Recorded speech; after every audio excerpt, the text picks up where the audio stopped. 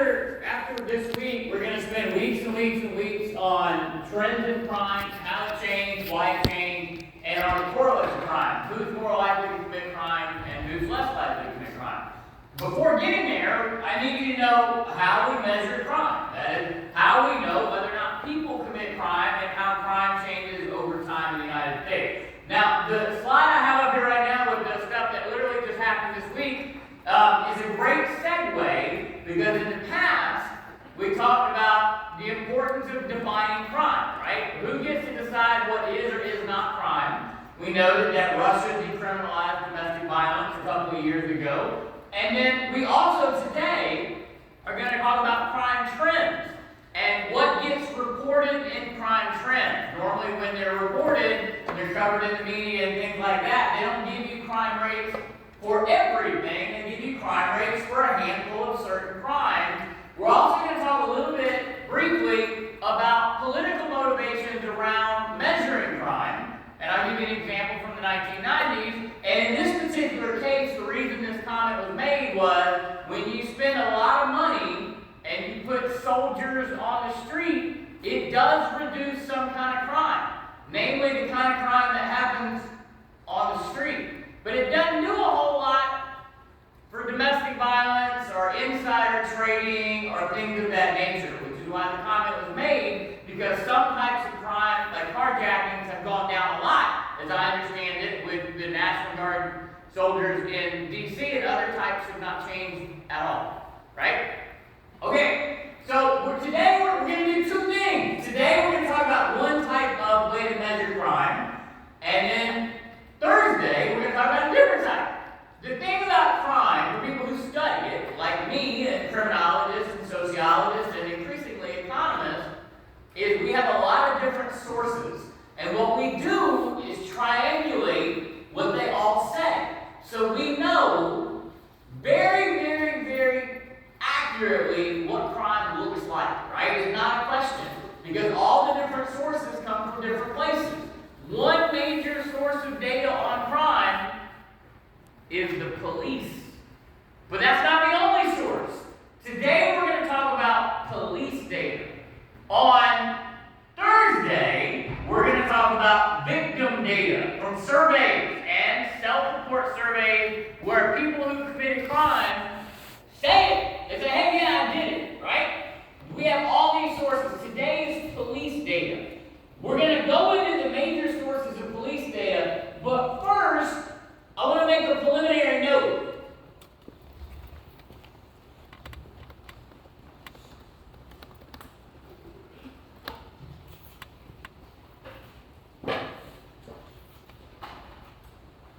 So the thing about the contemporary world of like the last 5 years is that technology has made it incredible. We can do a lot of stuff. We don't necessarily have to wait on the old things to find stuff out. As you know, probably AI can do a lot of your classwork for you, right? And it can provide you a lot of information. And we have the capability to use computers and the internet to just get data from police departments and put it together without using a federal agency, which is what the rest of the things do. So, two notes about this. A, all the stuff I set up to now about people questioning crime, that's increasingly an issue. Crime data trutherism.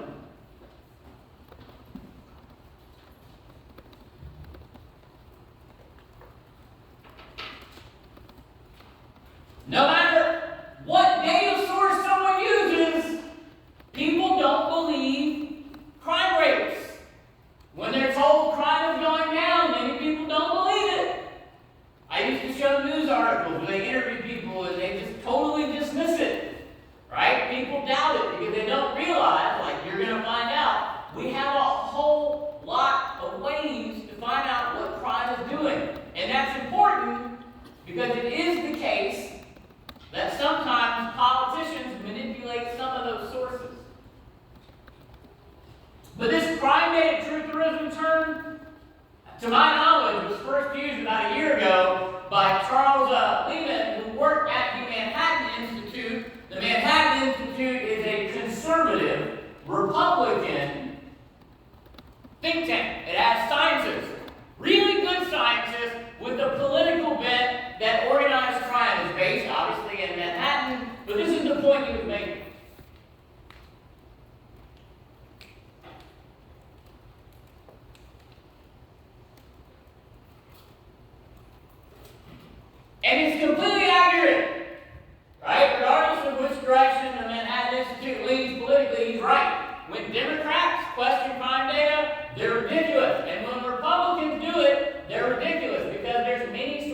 crime data. Lots of it. And they triangulate, and we can see what they're all doing, right? Now, the most recent source of crime data is the only one that's not from a government agency directly, it's indirectly from government agencies, and it is the only one where you can really get up-to-the-minute crime data.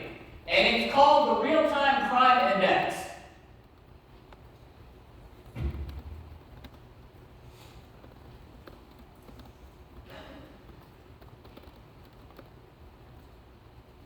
So, the Arnold Foundation, which is a big private research, nonprofit research institute, collaborated with a whole bunch of computer scientists and data analytic people to fund and make the Real-Time Crime Index work. You can just go online, Google Real-Time Crime Index. It will take you to a website. What they do is they take data up to the minute from hundreds of police agencies across the country, and they publish it. So if you want to know what the homicide rate looks like, using the data they have from hundreds, I think the last time I looked at it, it was like 500-something police agencies throughout the country. Most of them are the major agencies. This is what they have.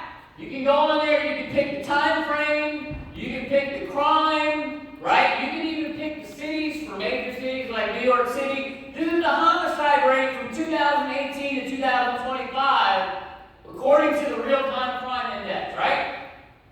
That peak right there, where in 2020 to 2021-ish, homicides shot up. You're going to read about that in about a week and a half, right? This got a lot of attention. There are a whole bunch of theories for what happened here, right? And then this is the violent crime. If you go to the Real-Time Crime Index, there it is, right? Over the same time period, according to that data source. And again, what they do is they go get over 500 agencies actively that have, and they just pull the data straight from the police agencies, right? The rest of today, I'm going to talk to you about what the police agencies collect and where we historically and still do get that same kind of data from. But this is great because it's extreme. The reason they did it is because a lot of the data sources are kind of hard to navigate. They don't update all the time. They only come out like once a year. This is a great way if you just want to know what's going on in crime, you can just go in the country. It's really accurate. Okay. Now, the police data, let's talk about it historically and still where officially it comes from. There's historically, the main source of police data is the Uniform Crime Reports.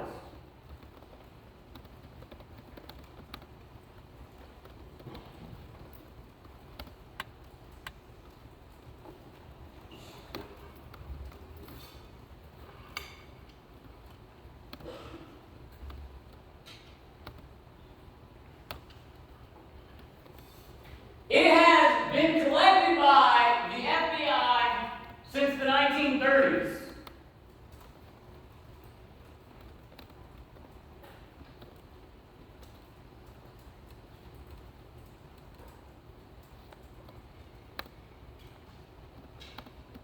Since the 1930s, the Federal Bureau of Investigation, or the federal government, right? But now the FBI, Federal Bureau of Investigation, has gotten police agencies, just like the Real-Time Crime Index, which is not the FBI, have gotten police agencies throughout the country to voluntarily send in their crime data every year. And every year since the 1930s, the FBI has published an annual report with the UCR data. They pull all that data together and they publish a report on crime in the United States. Historically, it was called Crime in the United States, right? Recently, it's called UCR Summary Report of Crimes in the Nation 2024. There's a reason it shifted that you're going to learn a lot about today. FBI collects it. It's been going on since 1930. If you want to know about crime since the 1930s in the United States, this is the source you have to use. The reason it's changed, the reporting and everything, is because in 2021, the UCR died. They ended it, and they shifted completely to the NIPRS, which you're going to learn about today. There's going to be a slide on the NIPRS. We'll get to it. The National Incident-Based Reporting System. So now, The data from police are published by the FBI via the NIVRS, but that didn't start in full until 2021. So if you want to know about crime rates via the police before 2021, you go to the UCR. So another way to put it is police data on crime start in the 1930s, go to 2025, and shift in the reporting standards in 2021, right? Okay, so because of that, you got to learn about the UCR and you got to learn about the NIVRS, right? Now the UCR, again, comes from police, voluntarily submitted to the FBI, and it covers almost all of the United States. The estimate is 95 to 97% of the United States is covered by the UCR, or was covered by the UCR when it was in operation, now is covered by the NIVRS. It covers it all, basically. It's a very good source of data. Historically has been. All right. Now, in the UCR, right, and the NIVRS, they normally, when they report crime data, the kind of crime data that gets mentioned in the news, break it down into Part 1 crimes historically and Part 2 crimes, right? The crimes that everybody talks about are Part 1. They're considered the serious felonies.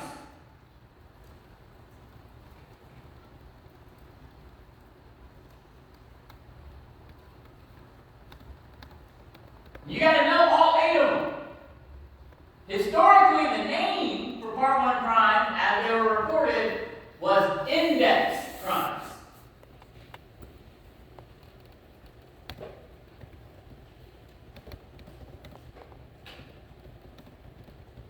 For most decades, from the 1930s all the way up until the mid-2000s, the crime rate would be reported as the index crime rate, the rate of Part 1 crimes. After that, it got broken up into the violent crime rate and the property crime rate normally when it was reported. There's 8 Part 1 crimes. They're considered a serious felony. I'm going to tell you what they are. You got to know them. The Part 2 crimes are considered less serious crimes, like simple assault, prostitution, things like that, that are not considered serious felonies.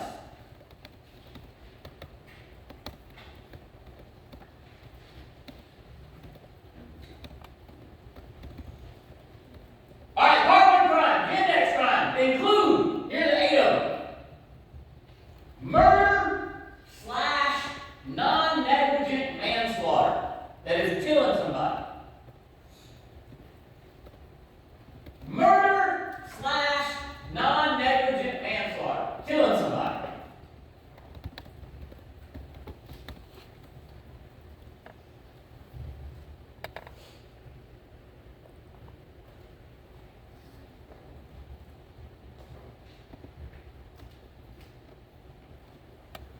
Number 2, forcible rape.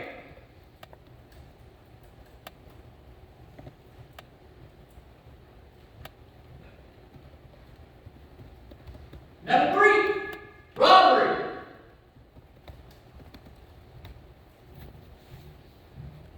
Interestingly, most people, not most people, but many people, particularly outside of classes like this, don't actually know what a robbery is. They confuse it with a burglary, and they don't know the distinction. A robbery is a violent crime. It is when you take something from someone by force or threat of force. If you walk out and somebody pulls a gun on you and demands your wallet, that is a robbery. In day-to-day language, people call that a mugging, right? That is a violent crime. Robbery. Number 4, aggravated assault.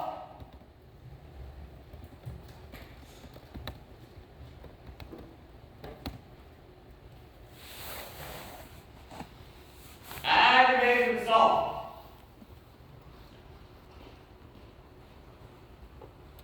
Of the 8 index crimes, those are the 4 violent ones: murder / non-negligent manslaughter, or homicide, non-negligent homicide, killing somebody, right? Homicide. 2, forcible rape. 3, robbery. 4, aggravated assault. As a note, don't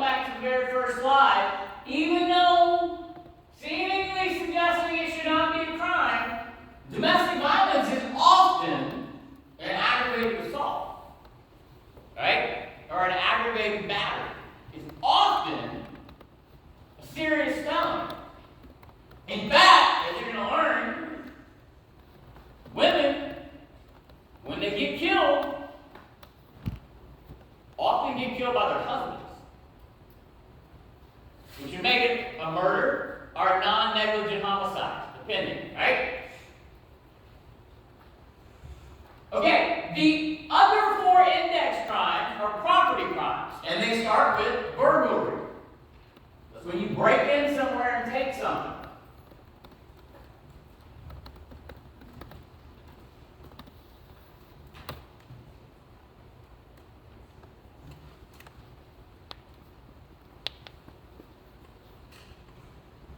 Number 2 is larceny/theft.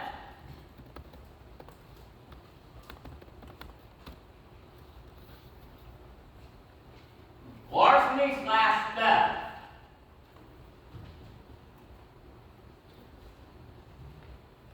What makes it a felony is how much you take, right? Today I had to go buy, my kids are in elementary, middle, and high school. I'm old.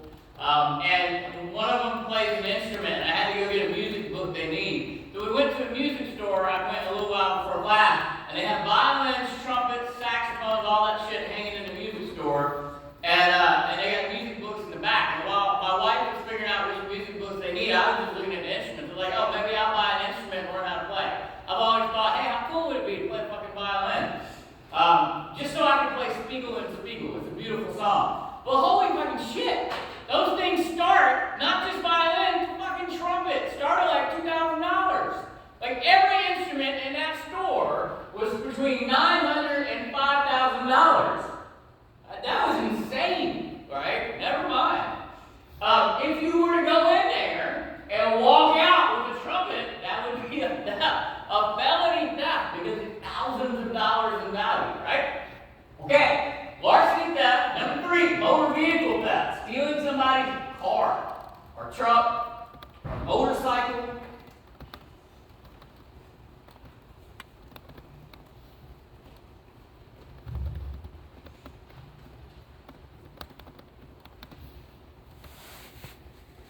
Motor vehicle theft. And the last one, which could be violent crime too, it's kind of in there, but it is not reported as part of the violent crime grouping, is arson, right? Burning shit down.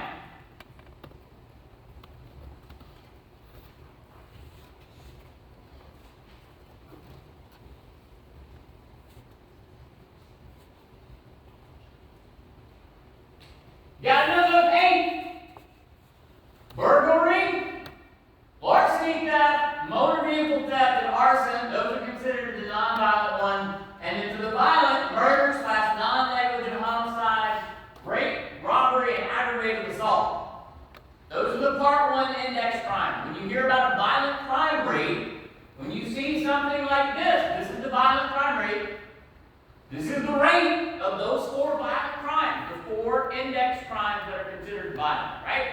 Whereas this is the homicide rate. It's murder and non-negligent homicide.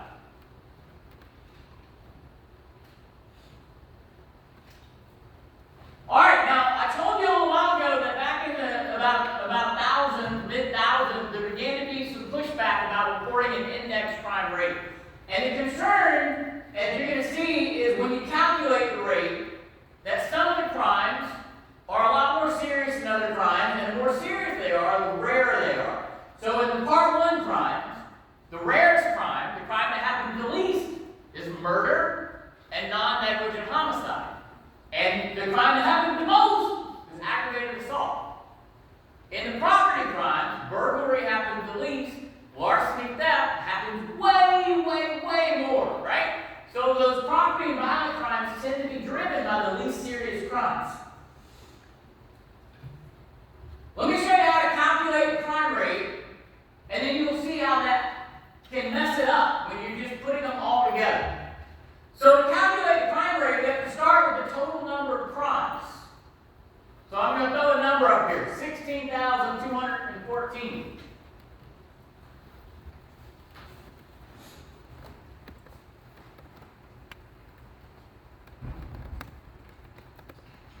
That is approximately the number of homicides and murders that happen in the United States in any given year over the last decade. Some years it's a little bit higher, some years a little bit lower, but approximately that many homicides over the last 10 years on average. That's about what you see in a given year.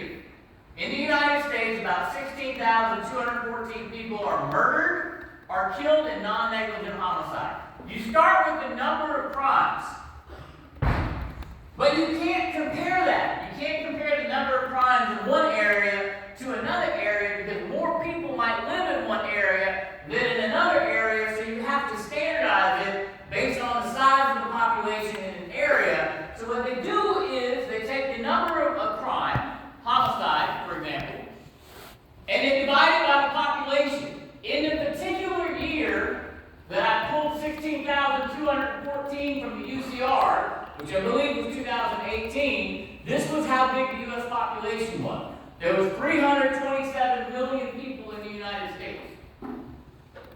It's not radically different than that now, right? It's still around that.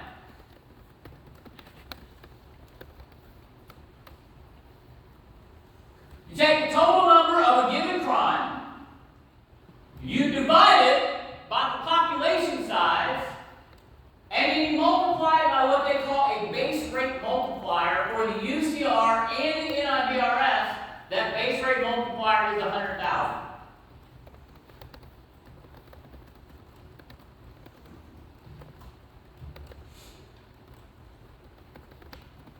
And that gives you the crime rate, which you can compare across places and across years. They standardize it based on population size. This is basically accurate for any given year, right? In the last 10 years, with the exception of 2020 to 21, the homicide rate in the United States has been about 5, give or take a little bit, high 4s to a little over 5 per 100,000. What that means is that for every 100,000 people in the United States, in a given year, about 5 are murdered or killed in non-negligent homicide, right?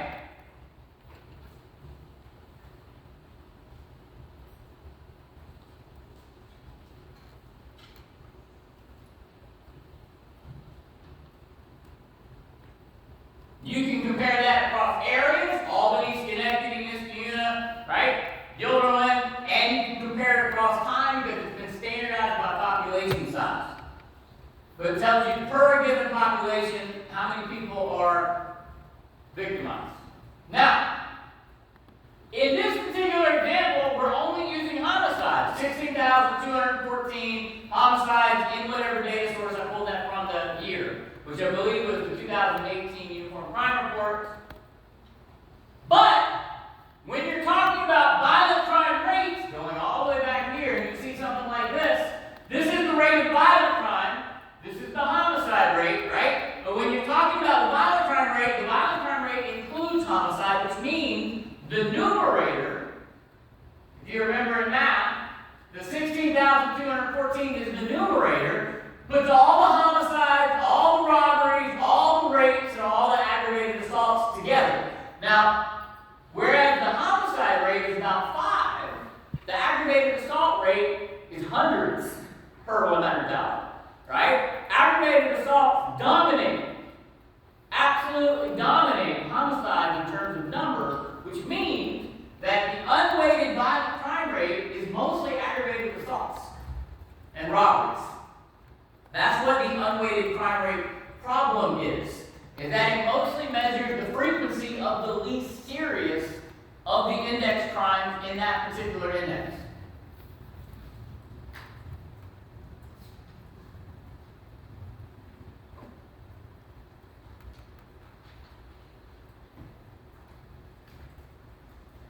The base rate multiplier here at the 100,000, it differs. In the NCBS, which we're going to talk about on Thursday, it's 1,000. That's a test question. You're going to want to know that. There's a test question on Part 1 crimes. You got to know all 8 of them to answer the question. And there's going to be a test question that asks you about the base rate multiplier, 100,000 versus 1,000, and how it varies across the police data and the victim survey data. And you're going to see why it changes in the victim survey data when we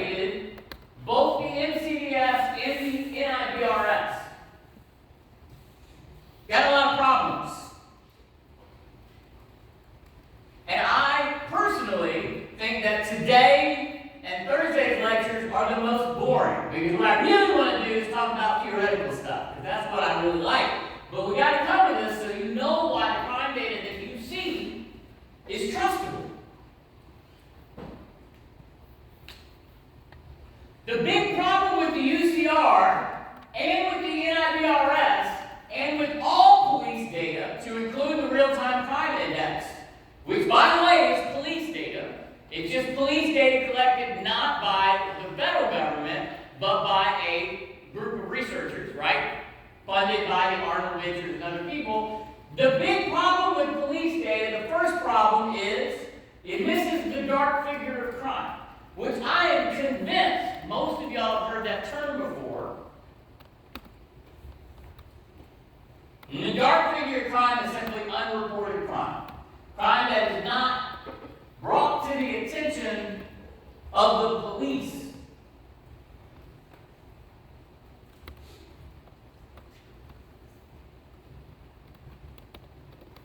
Unreported crime. Crime that is not brought to the attention of police. It's a big scary thing. If you're trying to measure crime, and you only know about crime that police know about, there's some ambiguity.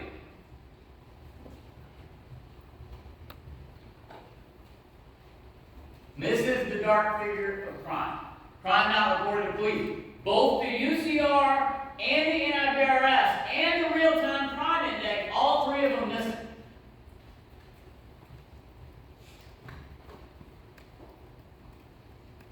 Related to this, in order for police data to include a crime, the police got to know about it. If the police don't know about it, they don't have data on it.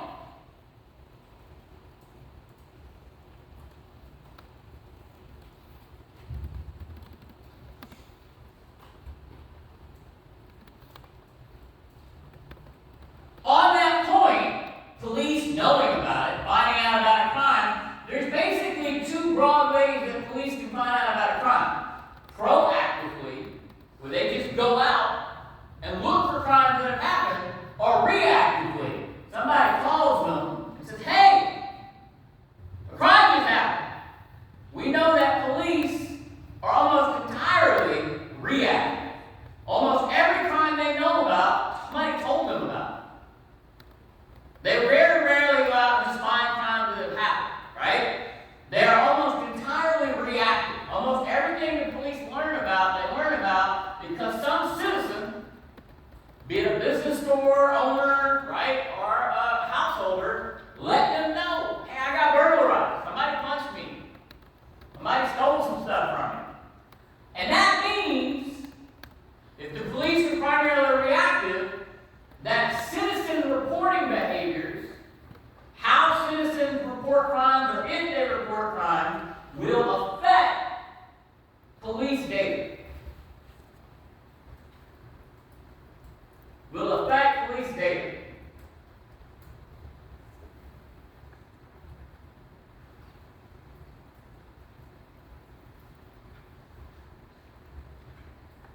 They're going to affect police data in two ways.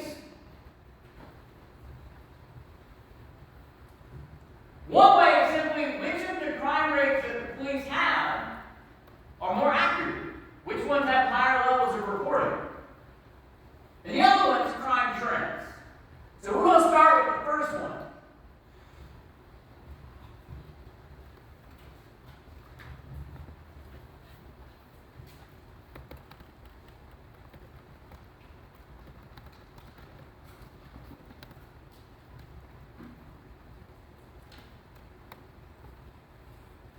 Whatever types of crime citizens are more likely to report are going to be more accurately measured in police data. There have been decades of research on what kind of crimes predict police being called. That's when are citizens more likely to call police.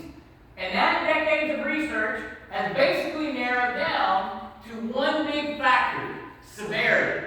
The more severe the crime is, the more likely citizens are to call police.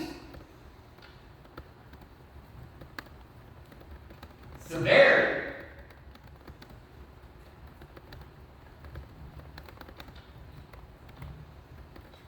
By contrast, the race of the offender, the gender of the offender, they don't matter that much. They can matter sometimes for certain crimes, but on average, they're trivial. The big thing is severity. But the thing is, severity is one of those concepts that's kind of aloof. What do you mean So the research on this has broken this down into key indicators of severity that predict if the police are going to get called. And I'm going to give them to you. You have to know them, and there's an acronym that you can use to memorize them. And that acronym is SWIFT, like Jonathan Swift, the author, right? AI, space AI, like artificial intelligence. SWIFT AI.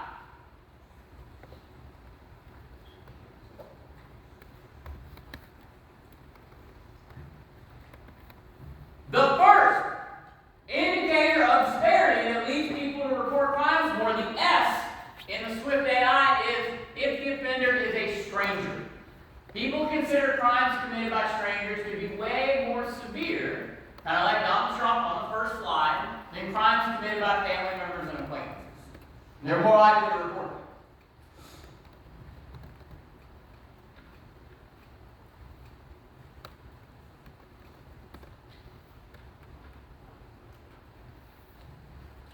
Stranger. The W, the next part, is the presence of a weapon.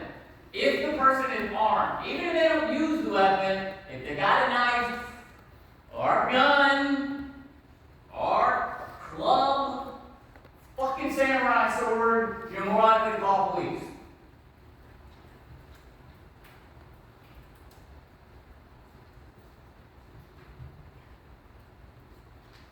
Weapon. Now the next two things are the IF.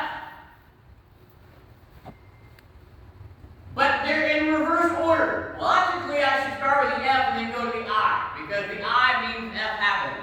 F is the use of force. If they actually use force on you, like beat your ass, you're more likely to call police.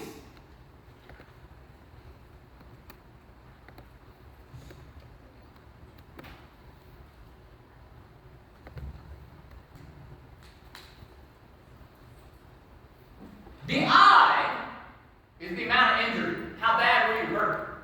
The worse you were hurt. You get a bruise versus you get a broken bone or all your teeth get knocked out. The worse you're hurt, the more likely you are to call police. The amount of injury.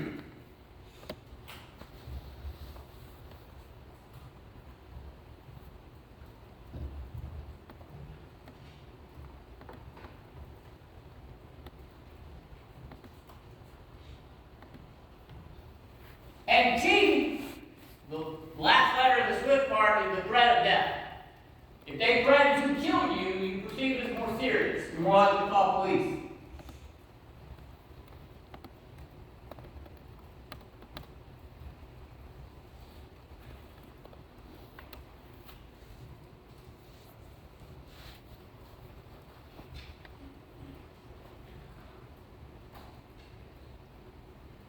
Alright, now you get the AI. Now the AI, which I broke off, SWIFT AI, right? It is specifically related to property crime. The A is the amount taken. If somebody breaks in your house and steals something or steals something from you, the amount, the value of what was taken is a predictor of whether or not they call police. The amount taken.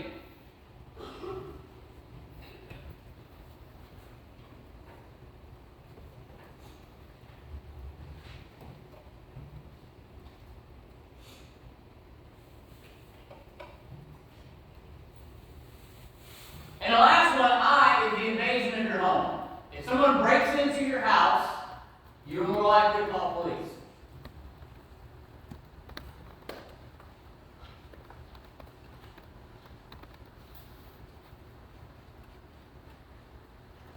What all this means is that police data on the more severe felonies tends to be more accurate than police data on less severe crimes. That is part of the reason that people focus mainly on the Part 1 crimes than on some of the Part 2 ones like simple assault, where people are less likely to call police, right? The second part about citizen reporting behavior is that it changes over time. Citizens are not always equally likely to call police.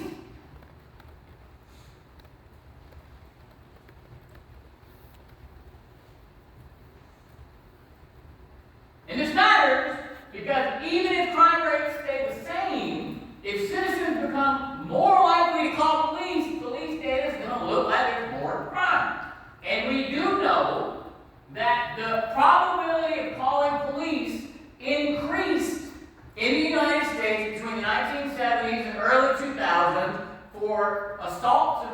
property crimes. It looks like this. So this is the predicted probability of police notification for assaults. That is non-lethal violence, right? Between 1973 and 2005, it is non-linear, but it increased. It increased in a non-linear way, and this is the predicted probability of police notification for property crime, theft, burglary, things of that nature. It also increased. Between the 1970s and early 2000, the probability of calling police for many types of crime went up, sometimes in a non-linear fashion. And that actually, not that you need to know this last part, explains a little bit of the discrepancy during this time period between the NCDS, which we're going to get to on Thursday, and police data in terms of crime trends.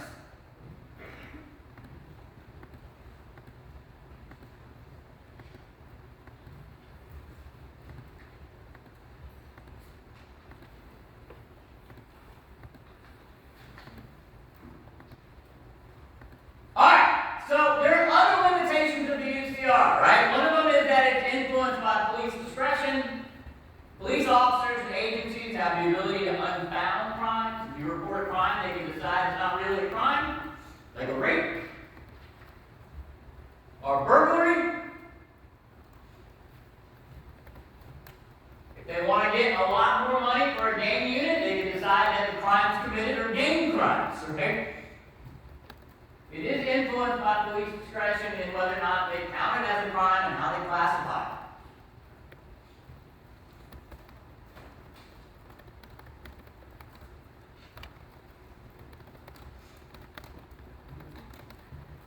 It is also influenced by the nature of policing. If policing changes, it can affect the crime rate.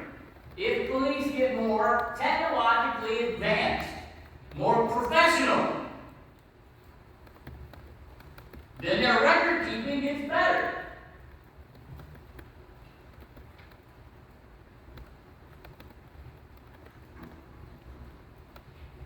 One of my PhD students that graduated from here, who's now a tenured professor in Texas, his dad was a lifetime police officer in New York. And in the agency he worked with, in the northern part of New York, for most of his career, they literally kept their records on paper in a file cabinet, like a card catalog at a library in the old days. But over the last 2 decades, everything shifted to the internet. That matters because in paper records it's less accurate, and everything being recorded electronically in a professional way is more accurate. That can affect the crime rate. As can political behavior, like the very first slide with Donald Trump.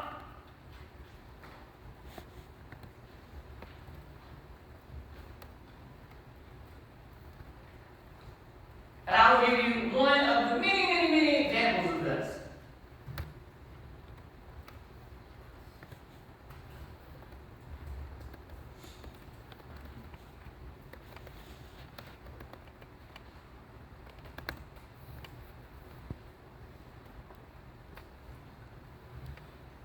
Getting the Olympics in your city is a big deal. It's very good for your economy. You get a lot of tourists, your businesses get a lot of money. It's a big deal.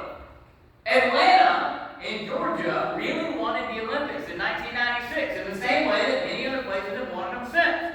And I really wanted them to get the Olympics because I am really old and extremely into boxing. I boxed my whole life, as you'll see at some point.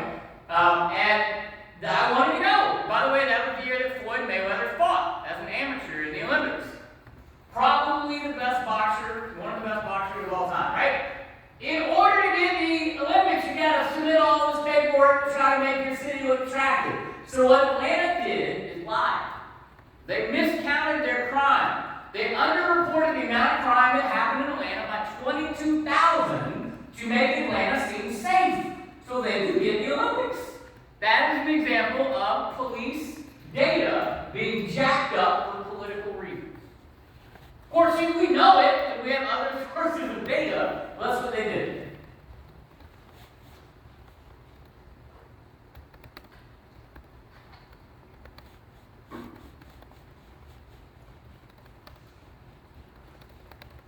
If you don't know it, obviously Atlanta's a big city in Georgia, but the state to have the highest crime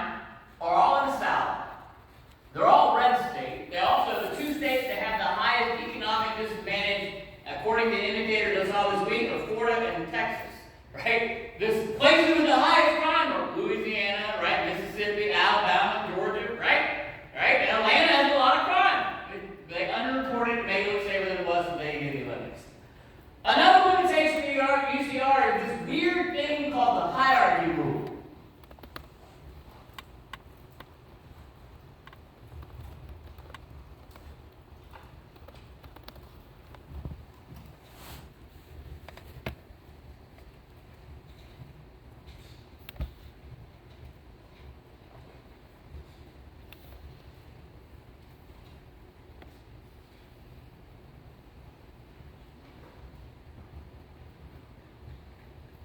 I used to have a YouTube video I linked to that I would show in the class, but whoever owned the account deleted their account, so it doesn't work anymore, so I took it off. But in that thing, a woman who ran a Bible study group at her church, who ran the kids' Bible study, kidnapped a little girl who was in her Bible study class, sexually assaulted her, the girl was like 8, kidnapped her, sexually assaulted her, beat her up, eventually killed her, put her in a suitcase and threw it in a lake.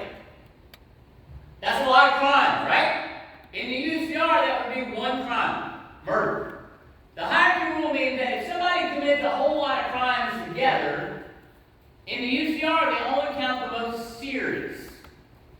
If you kidnap me after the first test, if you get a low grade, you beat me up, right? Stole my stuff, they would count that as an aggravated assault. Unless you killed me, then it would be a murder. They only counted the most serious crime.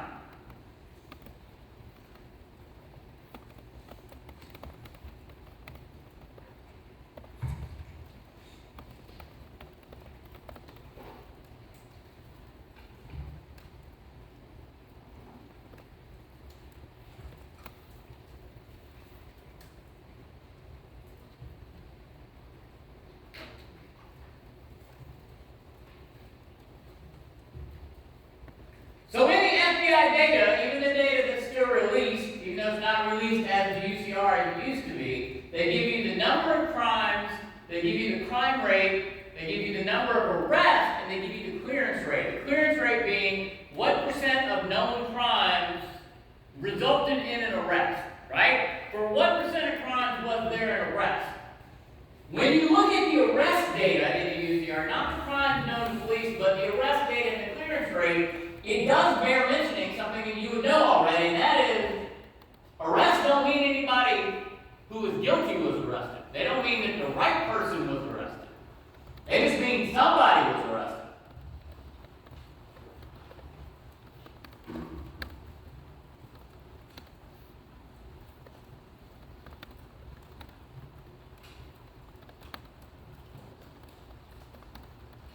If you haven't seen any of it, and you want something that will make your eyes bleed and your heart beat and you just get outraged as shit, take a moment someday and either go to Netflix and find their documentary on it, or read this book, which is by the guy who's one of the lawyers for the Innocent Project. But it covers all the ways that forensic science has led to wrongful convictions in the last 40 years, right? With just one example being, this is not the only example, almost all of the forensic science techniques, other than DNA analysis, basically led wrongful people to be convicted, right? Including fucking fingerprints, right? But obviously the most well-known of these is bite mark analysis, which I'll just let you read what's in yellow.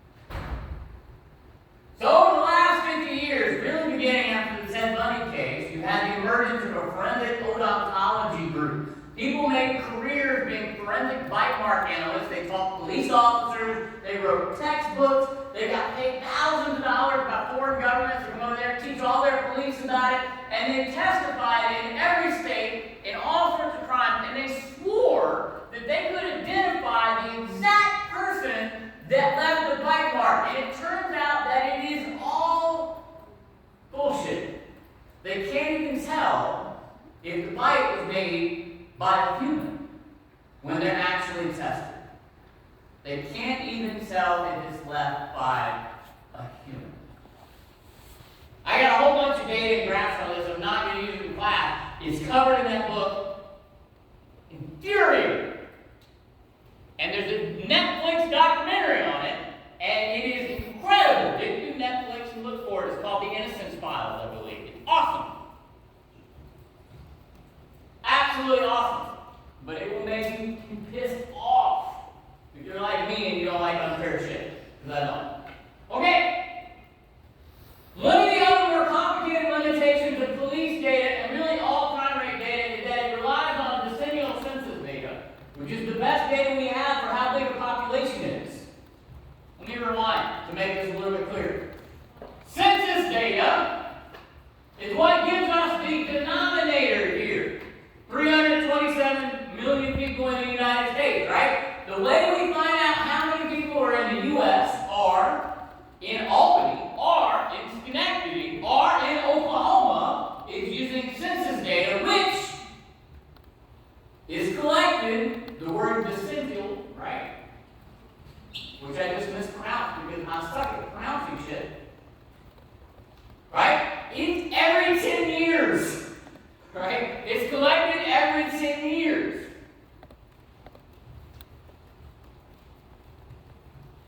Which means it ain't always accurate in the middle of the decade. Some areas grow really fast. Some areas shrink really fast.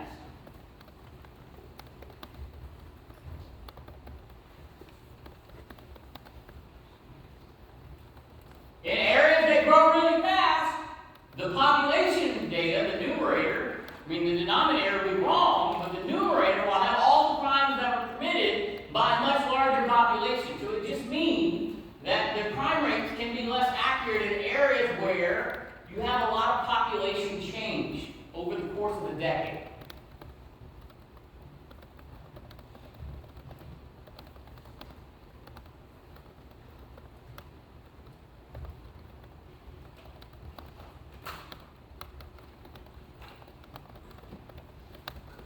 And for some odd reason, the UCR from the 1930s all the way to the IRS when they got in there, you're going to find out they didn't really make a distinction between crimes that were completed and crimes that were attempted.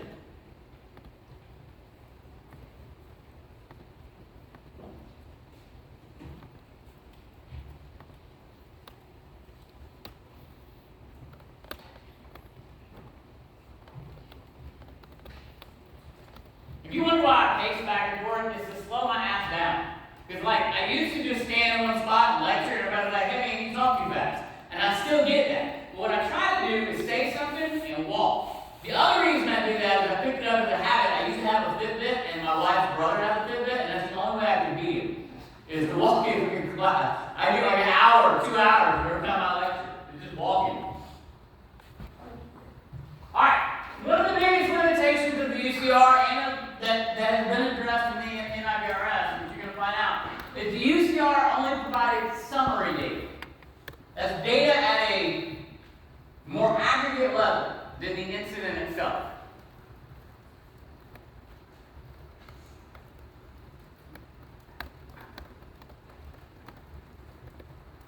Summary data. Let me give you an example to try to make that a little bit more clear.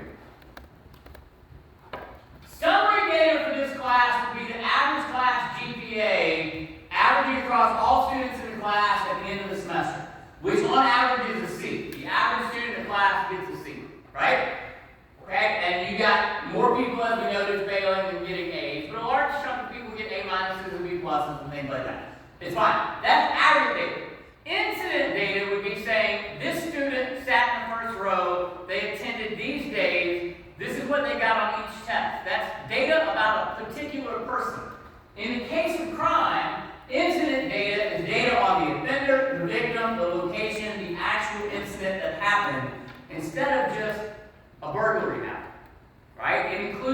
detailed information on the characteristics of the crime instead of just the type of crime. The UCR only gave people summary data. How many burglaries happened in an area in a given time period? How many robberies happened in an area in a given time period? How many A's were obtained in Justin's class in spring 2025? That's summary data. Okay?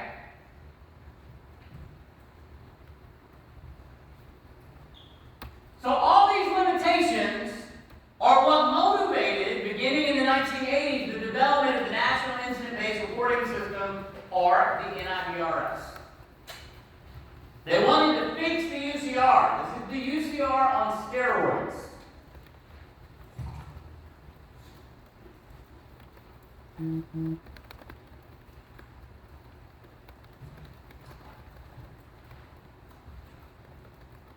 So it started in 1982. It rolled out slowly in a couple of areas, and the idea was to fix and update the UCR to make it better.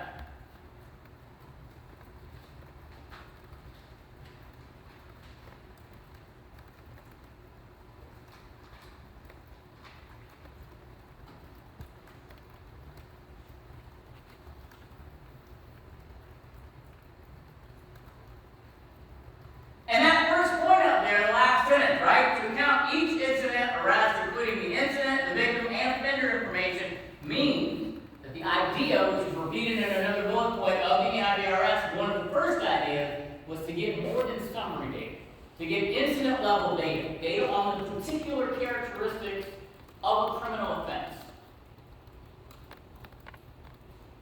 What kind of weapon was used? Who was the victim? Who was the offender? How do they know each other? Etc., etc., etc.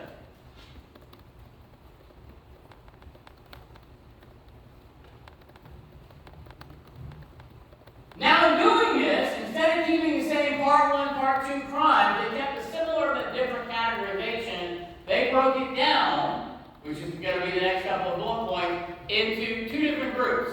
First, let me just remind you that the NIBRS, they started in 1982, but it became permanent and live in 2021 everywhere.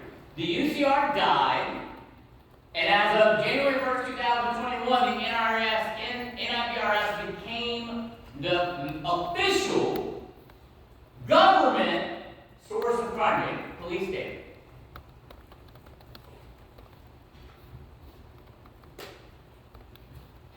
Which means, you go all the way back to that slide where I showed you that report for the last report they put out. Right? This is the report they put out last year. The UCR Summary Reporting Crimes in the Nation 2024. Everything after 2021 is based on the NIBRS. Right? Which is in the second highlighted part up there.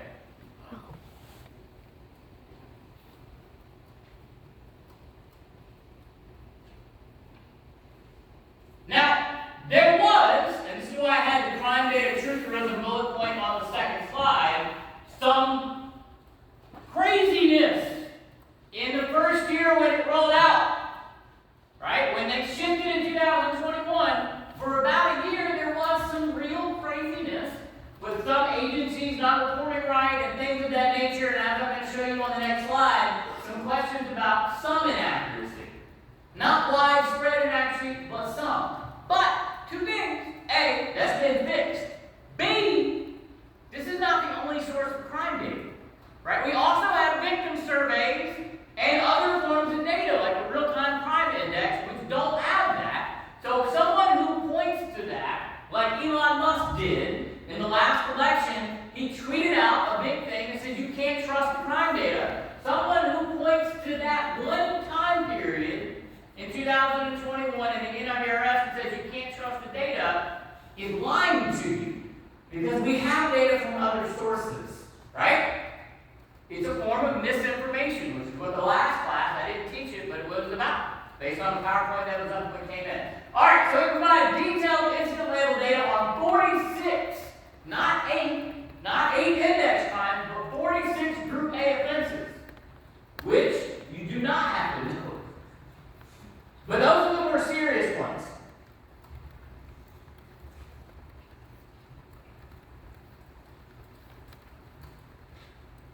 And then it gives you other data on 11 other Group B offenses.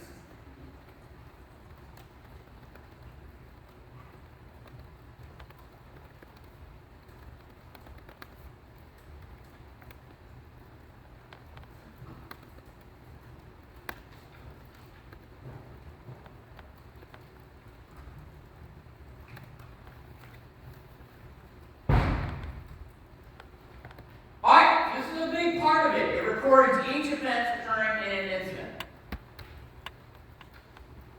I mean, you got to know what an incident is. I'm going to give you a definition.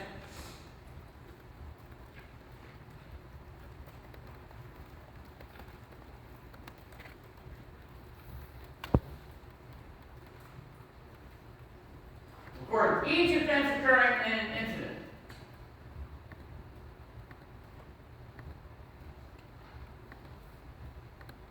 Now this was designed as the fix to the hierarchy rule, right? This was another way that the NIDRS improved on the UCR. It got rid of the hierarchy rule and it recorded all of the crime. Now if you run a church group and you kidnap one of the people in your group and you sexually assault them and you beat them up and murder them, it counts all of those, not just the murder, right? It gets rid of the hierarchy rule.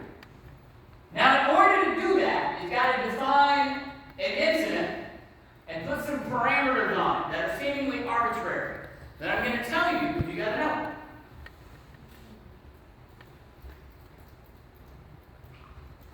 All right, an incident is defined as one or more crimes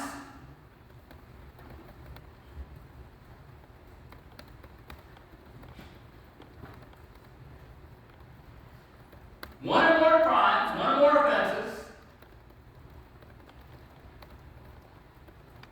committed by an offender or group of offenders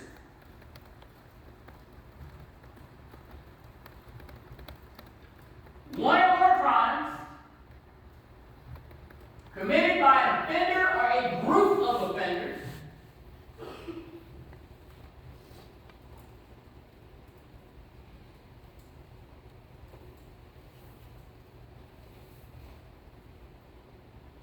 working in concert, which I hate that. Why don't you say together?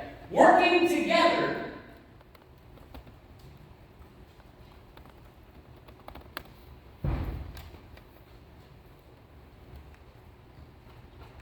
in a given time and place. In a given time and place. One or more crimes committed by an offender or group of offenders working together in a given time or place.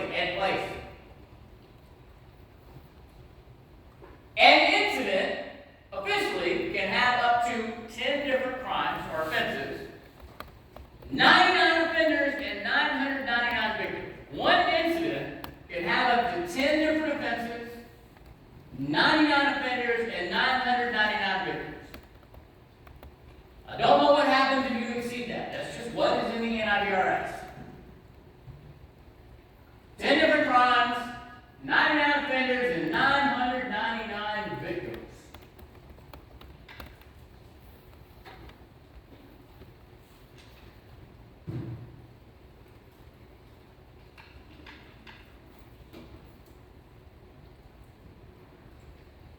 Alright, cool. That's all to get around the hierarchy rule. And then the other big limitation we get to the UCR is it distinguishes between attempted and completed crime. The NIDRS fixes that. The UCR did, and the NIDRS does.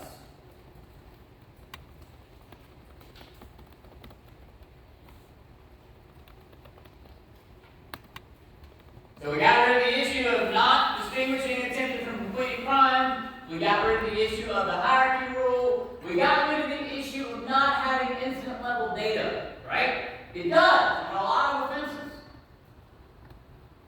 We still got one big glaring issue though. It's the big huge one, but it's already fixed. And that is the dark figure of crime. Neither the UCR nor the NIDRS deal with the unreported crime because they both are police data, right? That's where we're about to go. We're going to start it today.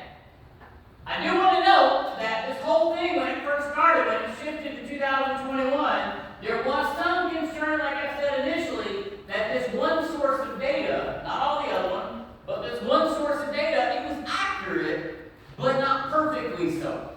Right? And this was one analysis, 2022, right? Comparing the NIDRS with another form of law enforcement data, and it was accurate. It matched, but not perfectly so.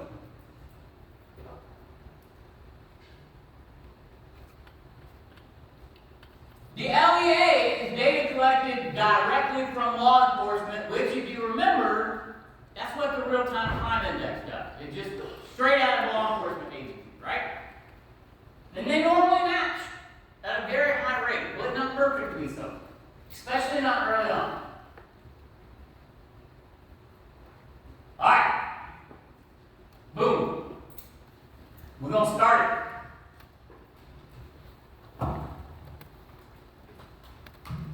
The National Crime Victimization Survey. It's amazing for people who study crime. It's awesome, by the way.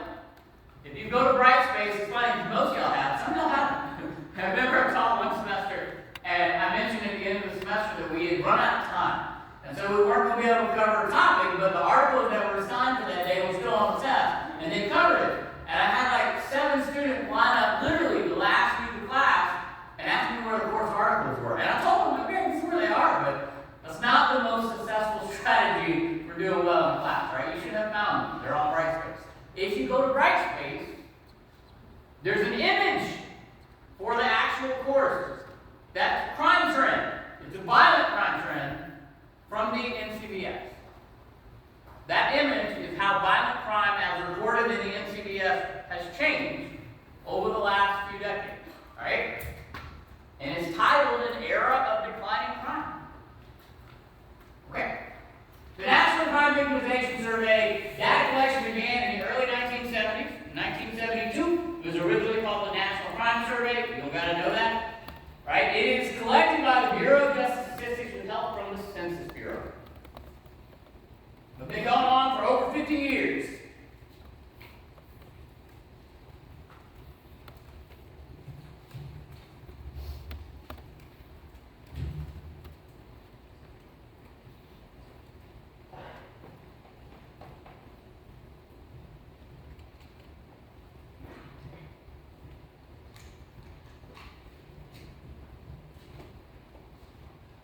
So I just answered that. It's administered by this group, the Bureau of Justice Statistics with help from the Census Bureau, right?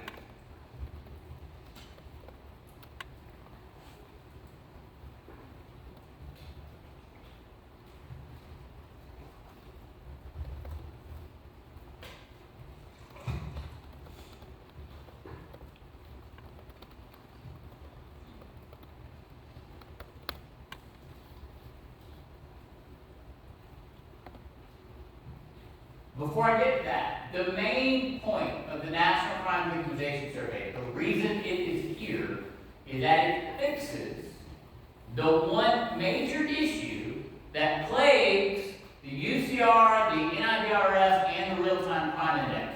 That is, it is not police data, it is directly from crime victims, not via the police.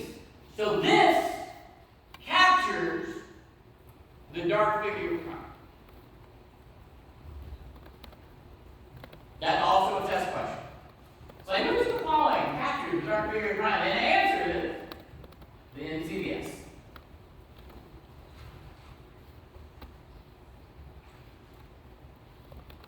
And that question we missed by about half of respondents, half of students. All right. So in order to capture the dark figure of crime, what it does is it asks respondents, randomly sampled Americans, and we're going to talk about the methodology not because you care, right, but because I have to teach it all to you so you know you can trust this stuff, and so that when we get crime trends, you're just cool with it, right? So it asks randomly sampled Americans, respondents, they're actually randomly sampled households, we'll get to that, people in households, to self-report their victimization if they have been a victim of a crime.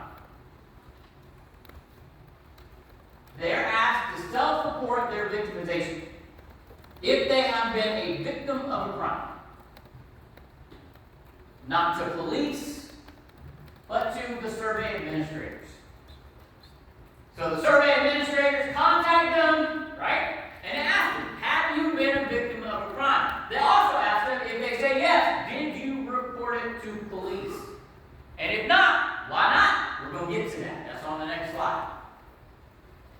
They're asked to self-report if they have been a victim of a crime. So this, as the title would tell you, National Crime Victimization Survey, is a survey of crime victims. and it gives you victimization rates directly from the victims, even if they didn't call police. Most of them did not. In order to be accurate, the National Crime Victimization Survey uses an extremely large probability sample of Americans.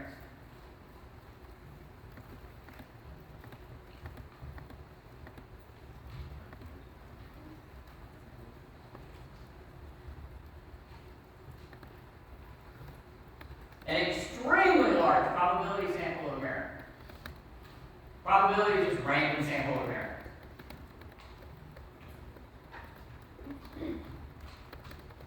To give you a sense for how large, the estimates in any given year are based on hundreds of thousands of Americans that are interviewed.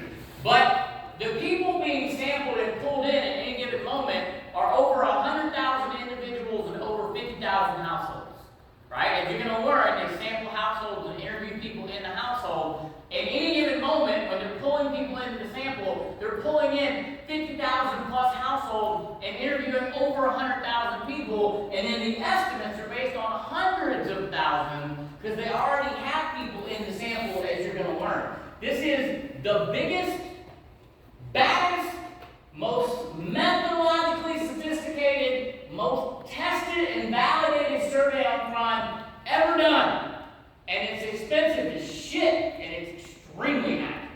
You got people and government officials that all they do is specialize in making sure this is accurate. Huge sample, random sample of Americans who were asked to self-report if they have been a victim of a crime in the last 6 months. Have you been a victim of a crime in this reference period, which is the past 6 months?